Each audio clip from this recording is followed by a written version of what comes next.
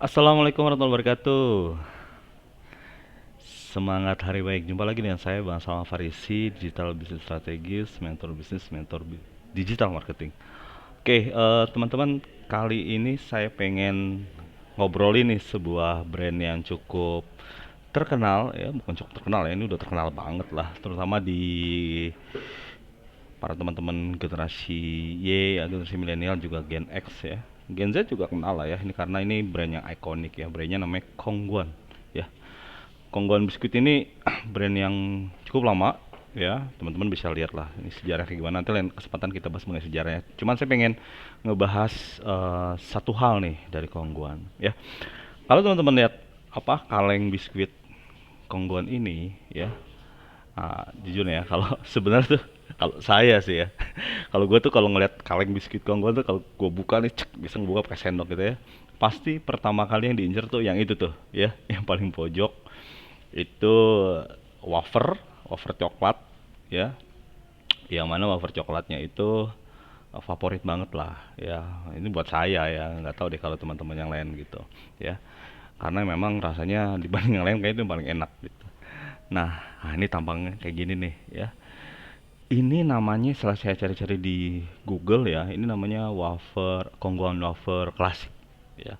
Ada yang bilang juga apa namanya, Kongguan wafer pita merah ya, wafer pita merah gitu. Kenapa? Karena ada pitanya tuh, pita merah. Dan ngobrol-ngobrol ya terkait dengan pita merahnya ini ya, pita merahnya ini adalah satu kesulitan yang saya temuin ketika kecil ya. Jadi pas kecil itu mungkin yang lain juga ngerasain ya. Nah, ini nih ya. Itu ribet banget gitu ya. Jadi kalau mau buka wafernya itu kan pita merah terus dicari tuh ya ujungnya di mana, terus baru kita kita set gitu ya. Nah, ini emang cukup effort lah dulu tuh ya. Saking keselnya tuh sempet ya, akhirnya pakai gunting gitu ya, dicolok segala sini gimana cara biar bisa buka gitu ya, tanpa harus menggunakan pita merahnya. Nah, terkait dengan produk ini nih, si Kongguan eh, wafer klasik ini ya, eh, yang ingin saya jadikan titik obrolan kita kali ini ya, saya pengen cerita betapa populernya varian kue ya atau wafer dari Kongguan ini dibandingkan aneka jenis biskuit yang ada di kaleng tersebut gitu ya. Jadi sangat populer banget. Dan ternyata memang kepopuleran dari si wafer Kongguan klasik ini itu diperhatikan oleh si pemilik brandnya gitu ya. Sehingga apa? Sehingga eh, apa namanya, Kongguan menerbitkan bentukan khusus ya. Jadi produk khusus yang kemasannya itu khusus untuk wafer klasik. Pak, ya masih di kantor saya ini. Ya sore menjelang pukul berapa sekarang ya? Pukul 5 ya, 5:12. Oke, kita lanjut. Eh ya jadi Kongguan tuh dia sadar gitu bahwa dari kaleng biskuitnya dia itu tuh yang isinya ada aneka ragam biskuit ya, ternyata wafer klasik inilah yang menjadi idola ya. Buktinya saya ya, dan buktinya tadi tuh ada yang bikin meme kayak gitu ya, bahwa kalau kita buka kaleng yang dicari ya itu gitu. Dan eh, Kongguan melihat itu dan dia buat kemasan khusus ya. Jadi kalau you main main beli wafer klasiknya itu ada nih kemasan khusus gitu. Dan kemasan ini bukan cuman yang tadi apa ya istilahnya itu ya, kemasan yang sobek gitu ya, dari apa namanya, kayak punch gitu. Tapi ada juga kemasan kalengnya. Jadi bayangin teman-teman nih, beli beli wafer klasik Kongguan dan itu ada dalam kaleng. Jadi satu kaleng itu kalau kita buka ya, isinya tuh cuma wafer itu doang gitu. Nah, ini yang menurut menurut saya ya, ini ide yang sangat cerdas sekali gitu. Walaupun sebenarnya ini apa ya, di sisi lain bisa membunuh brand si wafer apa ya, biskuit Kongguan yang isinya aneka ragam biskuit itu tadi. Nah, pelajarannya apa yang bisa kita ambil ya dari fenomena ini ya? Pertama, si Kongguan ya, dia apa namanya, jeli ya, melihat kebutuhan pasar dan keinginan pasar, dan Kongguan membuat satu produk, bukan apa istilahnya ya, produk turunan lah ya, produk turunan yang khusus menjual si wafer klasik itu ya. Jadi misalnya you terima nih produk itu, apa ya, misal pasar suka produk itu, akhirnya dia lepas lah ke lapangan gitu ya. Terus tapi yang kedua kan di sisi lain, wah bagaimana dengan produk wafer Kongguan yang originalnya gitu ya, yang original, yang regulernya lah istilahnya, apakah nanti akan ditinggalkan oleh market?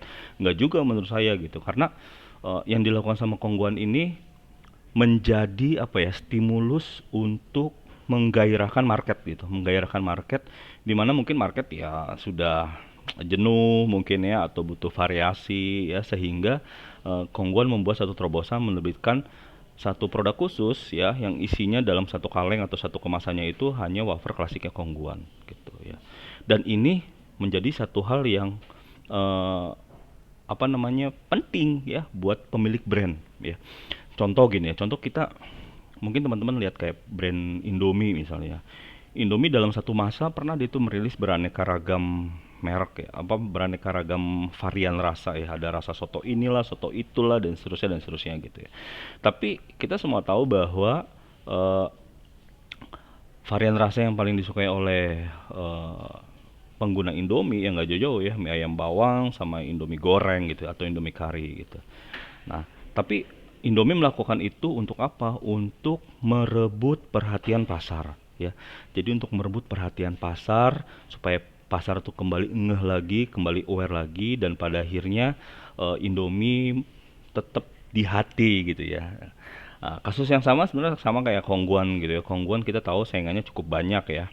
Dari grup Mayora ada, kemudian dari grup apa namanya, orang tua grup juga punya produk sendiri gitu. Nah Kongguan dia ngelihat ya bagaimana cara supaya bisa merebut perhatian pasar, dia merilis produk Kongguan wafer klasik tadi gitu. Apakah produk ini nanti akan apa namanya, ada di pasaran dalam jangka waktu lama? Ya tergantung ya, tergantung. Kalau seumpama memang responnya bagus, mungkin dia akan bertahan gitu ya. Tapi kalau seumpama responnya makin turun, mungkin akan ditarik dan bikin variasi lain gitu. Dan kita juga tahu Kongguan kan sebenarnya varian biskuitnya itu ada banyak ya gitu. Jadi ini merupakan salah satu strategi untuk merebut perhatian pasar. Nah, bagaimana penerapannya nanti kalau di bisnis kita, khusus buat bisnis UKM ya. Nah, teman-teman, terkait dalam bisnis UKM ini eh, adalah yang perlu kita perhatikan dalam strategi marketingnya adalah bagaimana caranya kita bisa merebut perhatian calon pelanggan kita. Nah, calon pelanggan kita itu dia baru akan memperhatikan jika ada satu hal yang beda ya dari brand kita ya.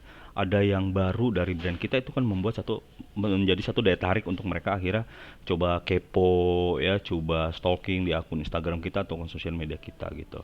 Nah, ini pattern-pattern kayak gini bisa kita lakukan misalnya per 1 tahun sekali atau 3 tahun sekali gitu ya, tergantung nanti kondisi pasien seperti apa. Ini ibarat apa, penyegaran ya, penyegaran atas brand yang kita miliki gitu ya. Ini dan sebagai contoh tadi ya, ada kasus Indomie dan juga kasus Kongguan gitu ya. Jadi bisa bisa saja misalnya teman-teman yang punya produk ya, bisa bikin varian-varian khusus yang itu sebenarnya dalam tanda petik ya, boleh dibilang gimmick lah ya, supaya bisa merebut perhatian pasar lagi gitu dengan muncul satu hal yang baru gitu. Karena bagaimanapun juga kan pasar ini sangat dinamis ya, banyak persaingannya, terlebih lagi kalau target market kita Gen Y and Gen Z ya, mereka tuh demanding banget gitu ya, mereka tuh sangat berharap banyak sesuatu hal yang baru yang bisa memuaskan hasrat mereka gitu ya. Jadi uh, artinya apa? Artinya ketika kita bicara komunikasi pemasaran dan kita butuh untuk merebut perhatian pasar ya, kita perlu buat terobosan-terobosan ya. Ada banyak cara untuk merebut perhatian pasar ya. Bisa tadi dengan rilis varian produk baru atau kita bikin aktivasi gitu. Nah, untuk kasus ini memang varian produk baru yang dilakukan oleh Kongguan dan juga Indomie. Ada nggak produk yang lain? Ya, mungkin teman-teman ada pelajaran di produk lain, bisa sharing di kolom komentarnya. Oke, mungkin itu saja sharing saya dari kali ini ya. Semoga bermanfaat ya. Terima kasih buat yang teman-teman yang udah like, yang udah subscribe ya, yang udah membagikan video ini. Dan untuk dapetin update-update dari video saya silahkan diaktifkan notifikasinya, aktifin loncengnya, dan boleh juga follow akun Instagram saya, atau pengen lihat akun sosial media saya yang lain silahkan kunjungi di link tree.ii @Bang Salman, Bang Salman Adi, Bang Sal. Ya, Bang Salman ID ya. Kritik, saran, masukan, ide untuk video selanjutnya silakan sampaikan di kolom komentar ya. Nggak suka sama video ini silakan tuliskan di kolom komentar. Nggak sepakat sama apa yang saya sampaikan silakan tulis di kolom komentar ya. Atau ada hal-hal yang sifatnya pertanyaan silakan tulis di kolom komentar, nanti selalu saya coba jawab ya. Terima kasih banget buat teman-teman yang sudah menyimak video saya. Sampai jumpa di video berikutnya. Semangat berbisnis, semangat hari baik. Assalamualaikum warahmatullahi wabarakatuh.